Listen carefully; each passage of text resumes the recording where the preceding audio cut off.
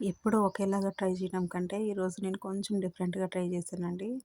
ఇదొచ్చేసి ABC juice అండి. Apple, beetroot తర్వాత carrot దాంతో నేను ఆల్రెడీ జ్యూస్ చేసుకొని రిమైనింగ్ పల్ప్‌తో కొంచెం డిఫరెంట్‌గా ట్రై చేయాలనుకున్నాను. ఈ పల్పు డైరెక్ట్‌గా తినలేం కాబట్టి, దీంతో ఇంకొక వెరైటీ చేసుకున్నామంటే, చక్కగా పిల్లలు అందరం గూడా హెల్తీగా తినొచ్చు. జస్ట్ ఇవి ఒక గ్లాస్ జ్యూస్ వచ్చిన తర్వాత రిమైనింగ్ పల్ప్ అంతా నేను ఇలా యూజ్ చేసుకుంటూ ఉన్నాను. దానికి తగినట్లు ఒక హాఫ్ గ్లాసు షుగర్ తీసుకున్నాను. ఒక 2 ఎగ్స్ తీసుకున్నానండి. ఆహ్, తర్వాత ఒక ఒక స్పూన్ వరకు ఆయిల్ వేసుకోండి. వీటితో పాటుగా సేమ్ క్వాంటిటీలో మిల్క్ తీసుకున్నానండి నేను.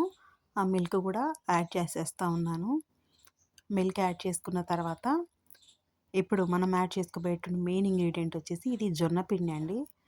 రెగ్యులర్‌గా గోధుమ పిండి మైదా ఇవి తీసుకోకుండా కొంచెం హెల్తీగా ట్రై చేయాలనుకున్నాను. జొన్న పిండి తీసుకుంటా ఉన్నాను. తర్వాత ఇవన్నీ కూడా మిక్సీ పట్టుకోండి. తర్వాత బేకింగ్ సోడా తీసుకుంటా ఉన్నానండి కొంచెం.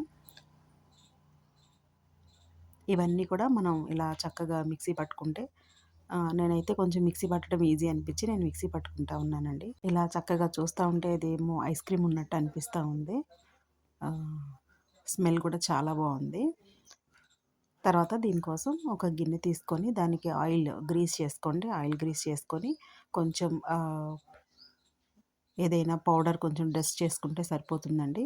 నేనిక్కడ ఉన్నటువంటి సేమ్ జొన్న పిండిని డస్ట్ చేసుకున్నాననమాట. కేక్ దానికి అంటుకుపోకుండా నీట్‌గా వస్తా ఉంటుంది. చక్కగా ఇదంతా యాడ్ చేసుకున్న తర్వాత ఒకసారి ట్యాప్ చేయండి. తర్వాత దీనికోసం నేను ఆల్రెడీ ఒక గిన్నె పెట్టుకొని కొంచెం ప్రీ హీట్ చేసుకొని ఉంటా ఉన్నానండి. కొంచెం గిన్నె బాగా వేడొచ్చిన తర్వాత 20-30 మినిట్స్ పట్టిందండి ఇది కుక్ అవ్వడానికి. నాకైతే కలర్ నేను రెడ్‌గా వస్తదేమో అనుకున్నా గానీ కుక్ అయిన తర్వాత ఇలా వచ్చింది. మీరు గూడా ట్రై చేయండి.